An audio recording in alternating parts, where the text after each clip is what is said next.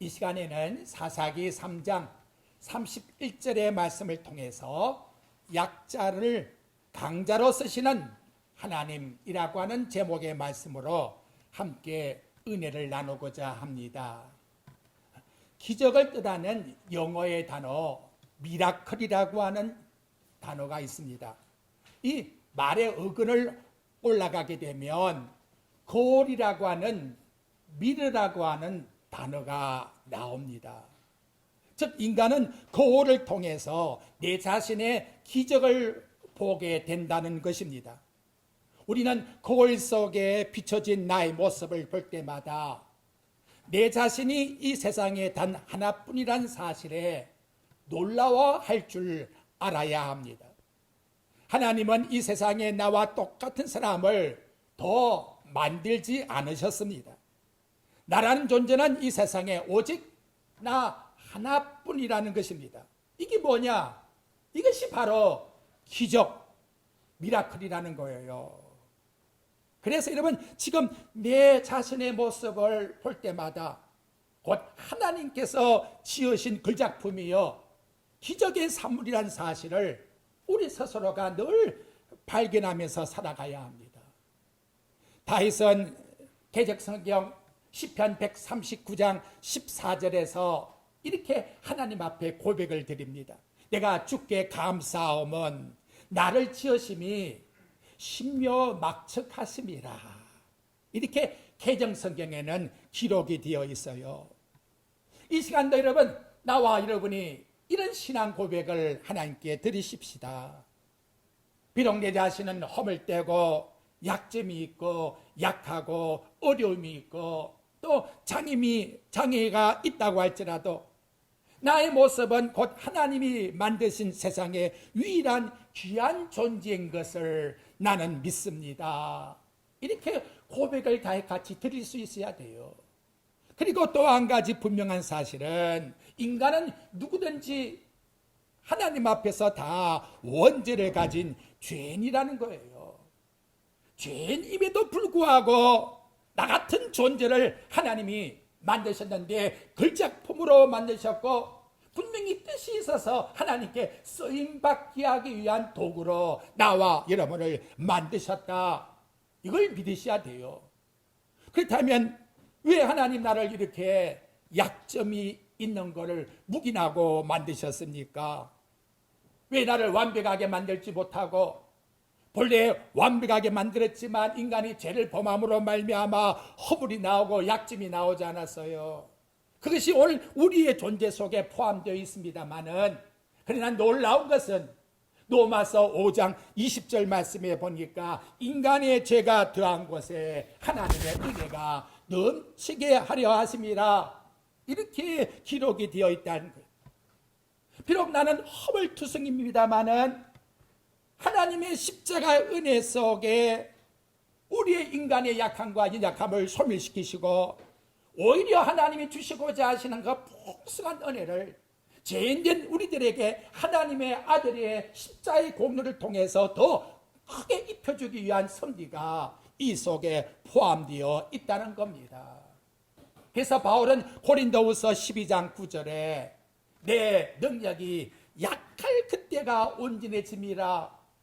약할 그때에 오히려 풍성한 하나님의 은혜를 입게 되었다고 이렇게 그 은혜를 감사하고 있다는 것입니다.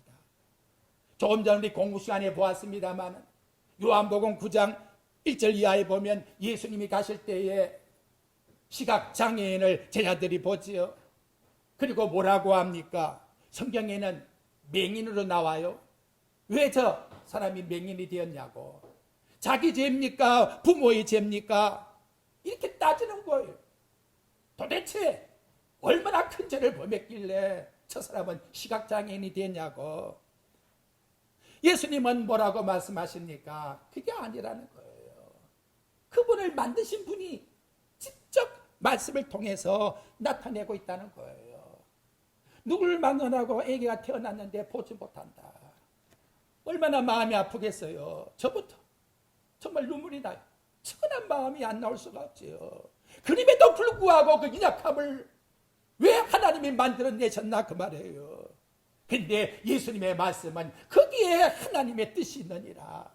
그 아픔과 고통 속에 하나님의 뜻이 있느니라. 보지 못하는 그 안타까움 속에도 하나님의 뜻이 있느니라 라고 이렇게 우리에게 말씀해 주고 있다는 것입니다. 나와 여러분, 어떤 고통과 아픔과 장애가 인간을 불편하게 만들 수는 있어요. 하지만 그것이 인생의 삶을 포기하게 만들어서는 안 된다는 거예요. 약점과 아픔과 고난과 이상의 여러 가지 들어오는 고통의 아픔이 분명히 나에게 있어서 큰 어려움이 될 수가 있지만, 그러나 결코 그것이 내 인생을 포기하게 만드는 것은 아니라는 거예요. 이 시간 저도 청각장애인이에요. 지금도 머릿속에서 소리가 나고 있어요. 그런 가운데서도 여러분들에게 이 시간 외치고 있습니다. 하나님 앞에서 고통과 아픔이 있고 장애가 있다 해서 인생을 망가지게 만드는 것이 절대로 아니라는 거예요. 동기를 생각하면 한 목사님의 혈액장애를 혈액암에서부터 구출시키는 놀라운 은총을 부족한 종의 혈소판을 빼줌으로 말미암아 살아났습니다. 그리고 내게 부닥치는 것이 이제는 나로 하여금 청각장애가 들어오고 이명소리가 들어오게 했지만, 남이 볼 때에는 얼마나 고통스러울까. 그런데 놀라운 것은 여러분, 내가 너를 이렇게 사랑한다고 정말 엄청난 하나님의 은혜를 저는 입었다는 거지요. 그걸 생각한다면 지금 부닥쳐 있는 이 고통과 아픔은 도리어 하나님이 더 큰 일을 행하시고자 하고 하나님의 더 놀라운 은혜의 섭리를 발상시키고자 하는 하나님의 도구로 사용했다는 걸 생각하면 오히려 하나님 앞에 우리는 감사할 뿐이라는 것을 이 한 시간도 꼭 우리 마음속에 새김질하며 깊이 생각하셔야 합니다. 바로 그러한 의미를 오늘 이 사사기의 말씀에서 우리들에게 나타내주고 있다는 거예요. 오늘 본문에 나오고 있는 이 성경의 사사들의 내용을 보면 한결같이 강한 자가 없고 높은 자가 없고 힘 있는 자가 없어요. 소모는 농사꾼, 오른손을 쓰지 못하는 왼손잡이, 강한 남자가 아니라 연약한 여자, 본자손이 아니라 첩의 자식, 미말에 있는 사람. 근데 누가 보아도 사사가 될 사람이 없어요. 하나님 앞에 나와서 제사를 드릴 자격 있는 사람이 여기 없어요. 하나님 앞에 나와서 하나님의 일을 할 수 있는 사역자가 될 자격 있는 사람이 이 사사 속에 없다는 거예요. 우리도 마찬가지예요. 내가 똑똑하고 잘나서 하나님 일 하는 거 아니에요. 누구를 막론하고 허물과죄로 죽었던 죄인이기 때문에 하나님 앞에 나와 예배드리고 하나님 자녀 될 자격이 있는 사람이 아무도 없다는 거예요. 아무도 없어요. 없어요. 그럼에도 불구하고 하나님의 은혜가 나타나서 소모는 농사꾼이라 할지라도 오른손을 못 쓰는 왼손잡이라 할지라도 비록 여자라 할지라도 희생의 첩이라 할지라도 하나님이 은혜를 주시니까 놀라운 구원의 역사를 일으키게 만들었다는 거예요. 아멘. 이것이 복음의 역사요 하나님의 능력이라고. 오늘 우리에게 사사기의 복음은 말씀을 통해서 가르쳐주고 있습니다. 자, 이제 하나하나 조금 더 짚어봅시다. 사사는 총 12명으로 나타나요. 사사는 왕이 아닙니다. 왕정체계가 오기 전에 지파 중에서 활동하는 이스라엘 사람 중에 한 사람을 끄집어내어서 하나님이 지도자로 선택해 삼았습니다. 사사들의 하는 임무를 보면 외세가 침략해서 이스라엘 백성들에게 들어오게 되면 군사를 일으켜 나아가서 막아 승리하게 했고, 또 평화로울 때에는 사사기 4장 5절에 보니까 여사사 드보라는 종려나무 아래서 이스라엘 백성들에게 재판을 해주는 그러한 사역을 했다라고 말씀합니다. 그래서 사사의 원뜻은 재판관이라고 하는 뜻이에요. 일상생활에 사건만 재판한 것이 아니라 하나님의 뜻이 무언가를 이스라엘 백성들에게 나타내주고 알려주는 선지자적 역할까지 했다는 거지요. 전쟁이 일어나게 되면 나아가서 전쟁의 군사적 지도자가 되었고, 평화로울 때에는 모든 이스라엘 사람들에게 신앙적 나아가 옳고 그름을 판단해주는 지도자의 역할을 했다는 거예요. 근데 이제 사사의 자격을 한번 생각해 보십시오. 외세를 물리치고 나아가서 적을 물리친다 할 것 같으면 누구를 막론하고 여러분 생각해 봐요. 왼손잡이가 어떻게 나가겠습니까? 죄송해요. 유약한 여자가 어떻게 나가겠나 이 말이에요. 어떻게 저 소문은 막대기 가지고 노는 농사꾼이 나아가서 전쟁에서 지도자가 될 수가 있겠습니까? 하지만 성경은 정반대로 이런 말씀을 본문 말씀에서 쓰고 있다는 거예요. 자, 그 인물들을 한번 봅시다. 오늘 본문에 나타나고 있는 사사기 3장 31절 보십시오. 에훗 후에는 아낙의 아들 삼갈이 있어 소모는 막대기로 블레셋 사람 600명을 죽였고 그도 이스라엘을 구원하였더라. 이것이 삼갈이란 사사의 전부에 대한 내용이에요. 다른 사사들은 굉장히 분량이 많이 기록이 되어 나와. 삼손 같은 그런 경우, 기도원 같은 그런 경우. 근데 여기 나오는 이 삼갈이라고 하는 사람은 딱 한 문장 속에 마지막에 보니까 그도 다른 사사와 마찬가지로 글이 작다고 해서 야쁘지 마. 이분도 역시 이스라엘을 구원시킨 사사야. 이렇게 지금 성경은 의도로서 나타내주고 있다는 거지요. 그렇다면 여러분, 여기 나타나고 있는 이 삼갈이 블레셋 사람을 물리친 무기가 뭘까요? 다시 여러분 그 앞에 내용을 보게 되면 에훗 후에 아낙의 사람 삼갈이 있어. 그 다음 거기 무기가 나왔지요. 칼과 창으로 뭐라 했지요? 소모는 막대기로. 참 우습잖아요. 그런데 소모는 막대기를 가지고 블레셋 사람 몇 명을 600명을 쳐 죽였다. 이것이 지금 하나님이 집중적으로 뭔가 우리들에게 계시로 나타내고자 하는 뜻이 있는 말씀을 나타내주고 있다는 거예요. 소모는 막대기는 뭐예요? 농부란 사실을 입증해주고 있습니다. 팔레스타인의 농부들은 약 2.5m 되는 긴 짝대기 하나를 가지고 다녀요. 이유는 뭐냐? 앞에는 삽이 있어서 땅을 팔 때에 쓰고 끝에는 뾰족하게 만들어서 소들이 갈 때에 소가 안 가면 가서 쿡쿡 찌르는 역할을 했다는 거지요. 그런 막대기 하나 가지고 뭐 했다? 이스라엘 사람들을 구원시키는, 블레셋 사람을 600명이나 죽이는 이런 놀라운 구원의 역사를 이루었다고 말씀하고 있다는 거예요. 그러면 이때의 상황이 어땠느냐? 본문 말씀의 내용은 그 상황을 기록하지 않아요. 그런데 드보라가 한 시의 내용에 보면 그때 상황을 짤막하게 우리에게 설명을 해주고 있습니다. 여러분 넘겨서 5장 6절 한번 보세요. 사사기 5장 6절에 보니까 이때 상갈 때에 어떤 일이 있었느냐? 아낙의 아들 삼갈의 날에, 삼갈의 시대에 또는 야엘의 날에는 대로가 비었고 큰 길이 사람이 안 다녀서요. 그래서 비었고 길의 행인들은 어디로? 오솔길로, 조그만 길로 다녔다. 이렇게 성경이 기록되지요. 이게 무슨 내용을 우리들에게 짐작해서 가르쳐주고 있습니까? 큰 대로로 다니게 되면 뭐한다? 장사하는 사람들이 갖고 있는 짐을 다 빼앗기니까, 블레셋 사람들이 와서 다 가져가 버리니까 큰 길로 다니지 못하고 조그만 소로길로 숨어서 다니는 그런 환경 속에 있었다 하는 것을 여기서 우리에게 나타내주고 있다는 것이지요. 이런 시대적 상황 속에서 평범한 농사꾼이 소문의 막대기 하나 가지고 나가서 600명을 죽이고 이스라엘 백성을 구원했다는 거, 이것이 뭐냐? 바로 하나님의 구원의 역사라는 거예요.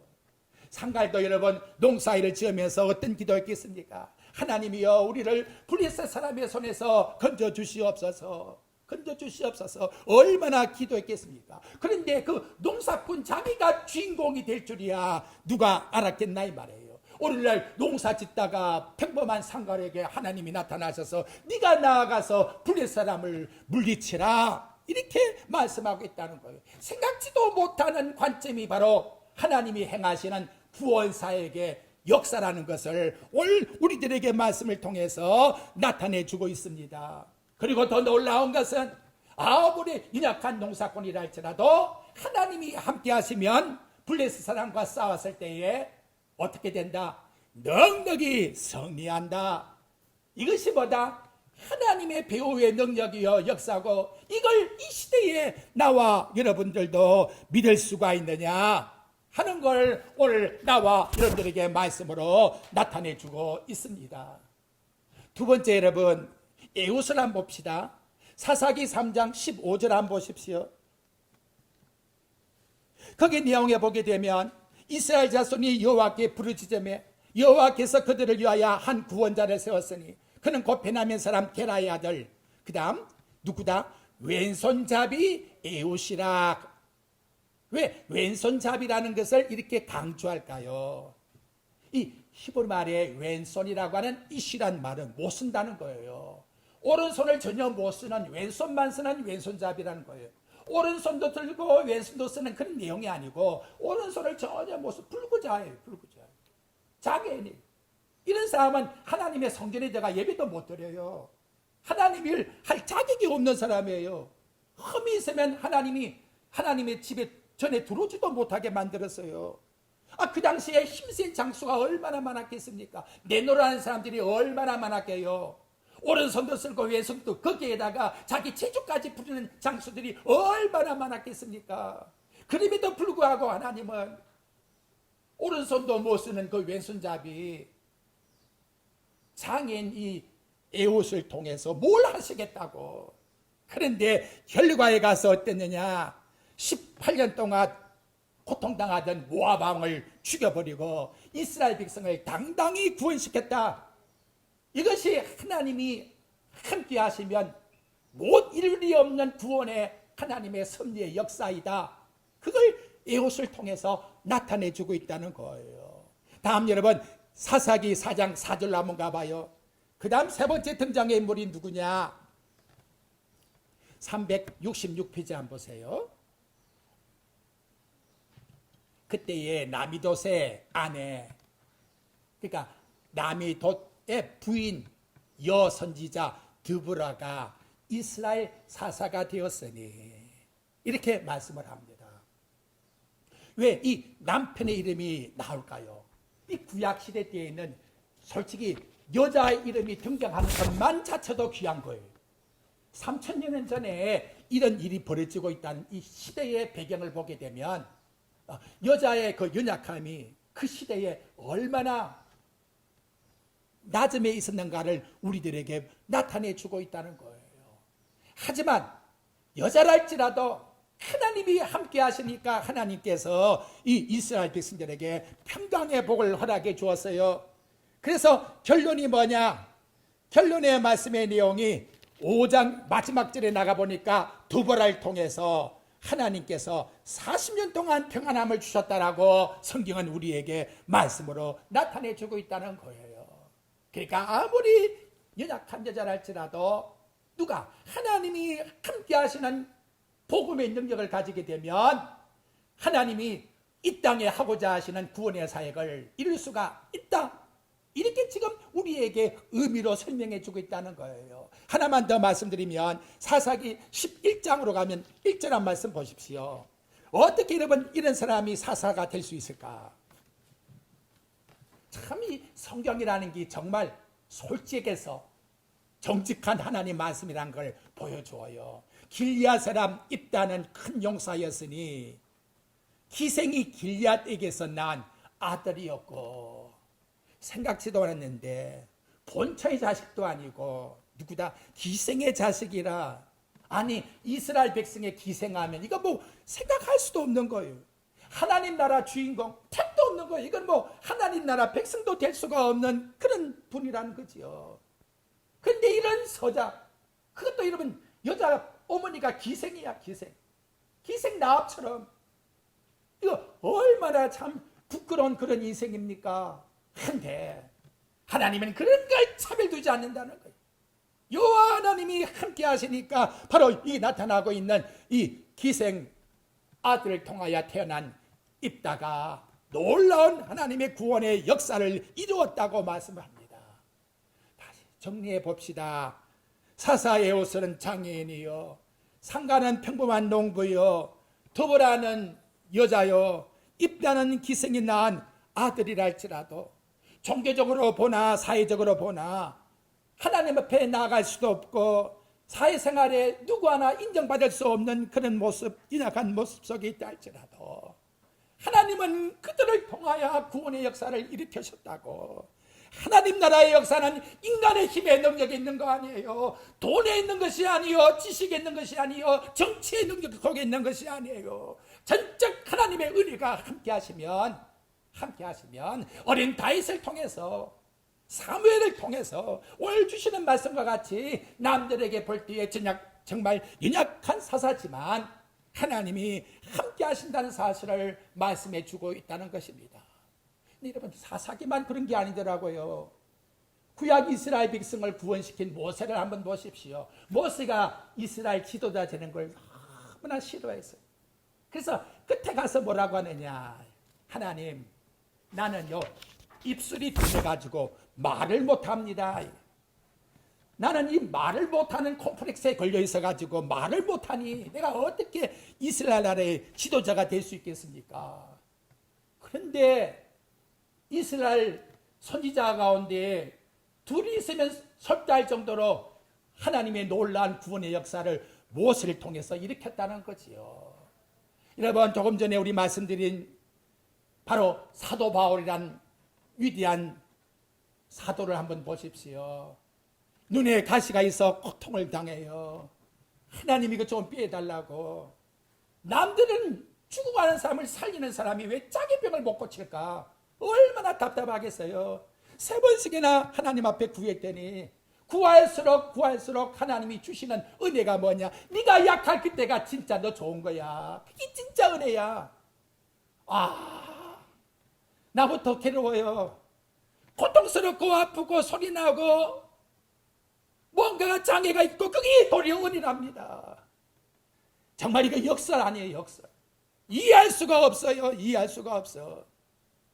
이 시간 여러분, 잘 되고 똑똑하고 뭔가 모아지고 높아지고 그것만 은혜로 생각하면 안 돼요. 내가 약해지고 연약해지고 힘들고 어렵고 이제 나는 무엇을 할까? 인생 타락이 나오는 그런 환경 속에 있다 할지라도 그게 진짜 하나님 나에게 주신 은혜라고 믿을 수 있어요. 제가 묻습니다. 여러분 마음속에 솔직하게 한번 고백해 봐요. 이게 하나님 나라의 은혜랍니다. 은혜. 하나님이 은혜를 주신 것은 우리를 믿을 뿐만 아니라 고난도 받게 하려 함이라.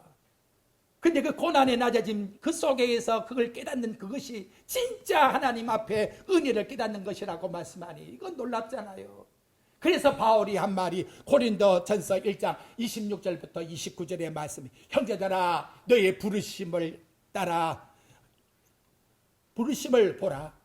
육체를 따라 지혜로운 자가 많지 아니하고 능한 자가 많지 아니하고 문벌 좋은 자가 많지 아니하도다. 그러나 하나님께서 세상에 미련한 걸 택하사 지혜 있는 자를 부끄럽게 하시고 세상에 약한 걸 택하사 강한 자를 부끄럽게 하시고 세상에 천한 자를 택하사 멸시받는 것과 없는 것을 택하사 폐하려 하심이 아니라 이는 아무도 하나님 앞에서 육체를 자랑하지 못하게 하려 하시며, 저렇게 연약한 자도 하나님 들어서 큰 일을 행했다면 이는 뭐하느냐 이 말이. 너는 똑똑하고 너가 잘났고 모든 게 가지고 있다면 너는 하나님 앞에서 무슨 일을 했느냐 하고 물을 때에는 할 말이 없어요. 이게 뭐냐? 복음의 본질이라고 우리에게 말씀해 주고 있습니다. 여러분, 이 시간 나의 약함이 뭡니까? 내게 있어서 내가 가지고 있는 컴플렉스가 뭐냐 이 말이에요. 나를 부끄럽게 만드는 조건이 뭐냐? 그걸 여러분 부끄럽다 생각지 마시고 하나님 앞에 내어놓고, 하나님 이거 나에게 주어서 감사합니다 하고 감사 한번 해보았습니까? 정말 놀라운, 그렇게 하는 자에게는 진짜 놀라운 하나님의 뭐가 하시고자 하시는 능력이 드러난다는 거예요. 자, 다윗을 한번 보십시오. 다윗이 여러분, 앞으로 골리앗이 오면 내가 물립돌을 가지고 딱 때려서 죽일 것이다. 그래서 연습한 소년이 아니에요. 짐승들이 자기 가축들을 죽이려고 하니까 매일같이 이거 연습한 거죠. 던지는. 매일 연습한 거예요. 앞으로 골리앗 죽이겠다고 그 연습한 게 아니에요. 평소 때에 나는 약한 소년이지만 내가 하는 재주는 이것밖에 없어. 던지는 이것. 얼마나 수천 번을 던졌겠어요. 얼마나. 조성진 씨가 그 유명한 1등한 사람도 피아노 한 곡을 치려면 50번을 연습을 해야 비로소 깨닫는데요. 이 어린 소년이 얼마나 이 돌멩이를 던졌겠어요. 그런데 여러분, 그 일상생활 속에 연약한 소년의 그 솜씨가 하나님은 어떻게 했다? 들어서셨다는 거지요. 들어서셨다는 거예요. 참 이게 오묘합니다, 여러분. 나는 왜 이 모양 이 꼴이야? 나는 뭐 평생 이것만 해먹어야 돼. 죄송해요. 근데 그게 아니라는 거예요. 그걸 연습하고 연습하는 그 약함 속에서 언젠가 하나님은 한 번 들었을 위대하신 예수 그리스도의 이름을 높여드릴 때에 나타난다는 거예요. 이거 얼마나 여러분 오묘합니까? 요셉이가 여러분 하루아침에 국무총리가 돼서 어떻게 합니까? 어떻게 그 온 나라의 행정을 볼 수 있습니까? 그런데 여러분, 감옥 속에 갇혀 있어서 매일같이 청지기로 장부 계산을 했거든요. 아, 이거는 무엇이다, 그거는 무엇이다. 얼마나 노전해졌겠어요. 보디발 집에 있는 모든 집안의 가산들, 옥중에 있으면 옥중에 있는 모든 것들을 부지런하게. 이게 너무 중요해.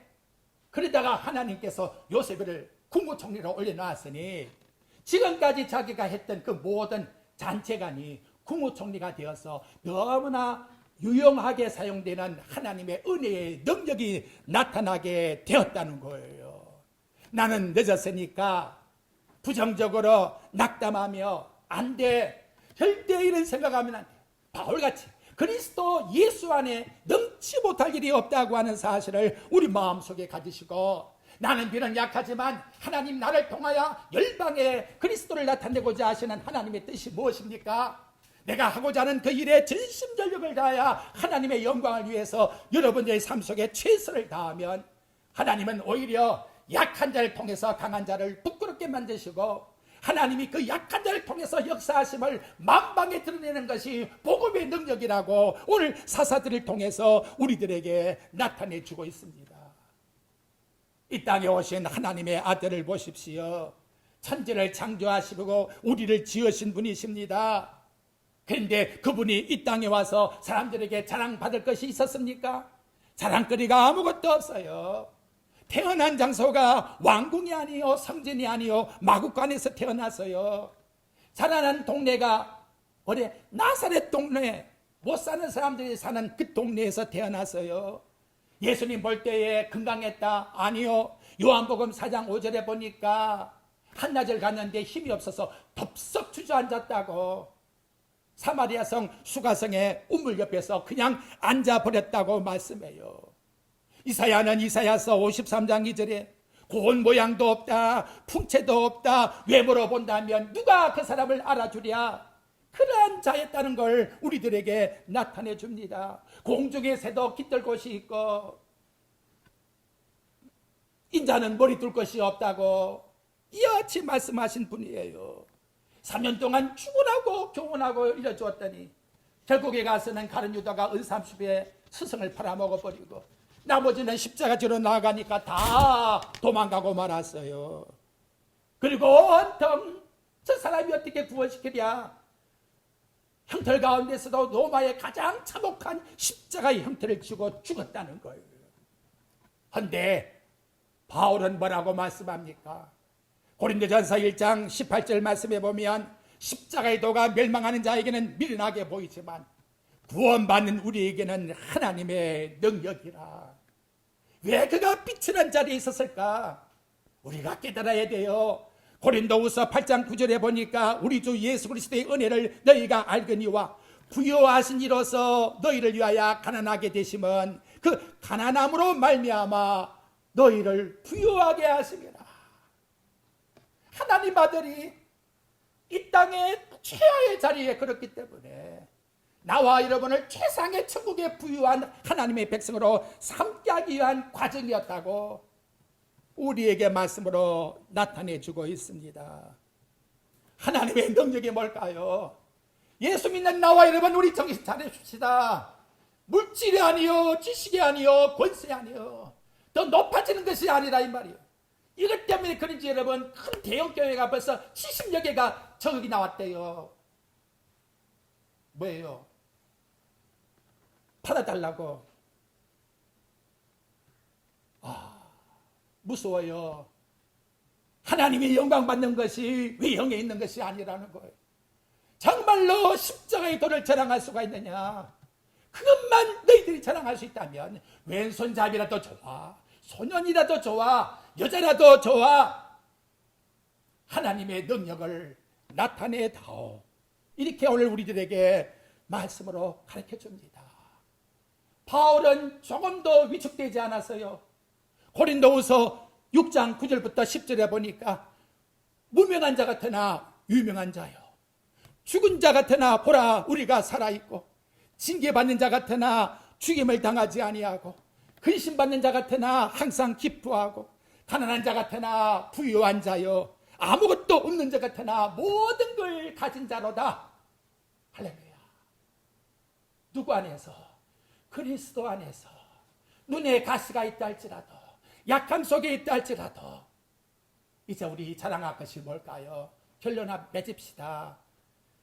사도들은 나아가 뭐라고 외칩니까? 은과 금은 내게 없거니와.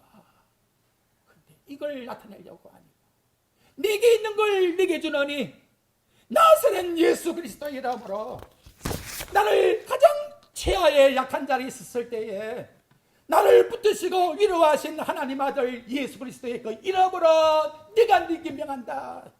오늘 좀 이런 명령을 내려봅시다. 여러분의 생활 속에 몇 마디나 예수 그리스도의 명령을 던지고 있습니까? 그리스도의 이름이 나타나야 능력이 나타나는 거예요. 내 것이 나타나가지고는 아무것도 될 수가 없는 거예요. 문제는 나의 모습의 약점, 죄인이 문제가 아니에요. 그리스도의 은혜 속에서 그리스도를 나타내는 것, 그게 진짜 문제라는 거예요. 이 삶만 우리에게 있다 할 것 같으면 오늘 사사하게 나타나는 말씀과 같이 어떤 연약 속에 있다 할지라도 하나님이 강하게 세워주시겠다고, 하나님의 영광을 나타나게 해주시다고, 이스라엘 백성을 구원시킨 바로 그 구세주가 이러한 가운데서 탄생할 것이라고 구약 성경은 약속으로 가르쳐주고 있고, 그 성취로 하나님 아들이 오셔서 바로 이 모습 속에서 십자가의 도가 승리했다고 성경은 말씀해 줍니다. 부탁드립니다. 한 주간도 우리 기죽지 마세요. 여러분이 하신 일이 뭔지 모르지만 부단히 그의 최선을 다해야 돼요. 최선을. 그럴 때에 십자가의 도는 그리스도의 이름을 통하여 여호와 니시의 승리의 깃발을 나부끼게 하는 하나님의 능력이 나타나게 된다는 것을 기억하시고, 우리의 모든 생활 속에 오직 주 예수 그리스도의 이름으로 명한다고 하는 명령의 말씀이 우리의 심령 속에서 나타내주는 나와 여러분의 삶이 꼭 되시기를, 복음의 승리자가 되시기를 주의 말씀으로 축복드립니다.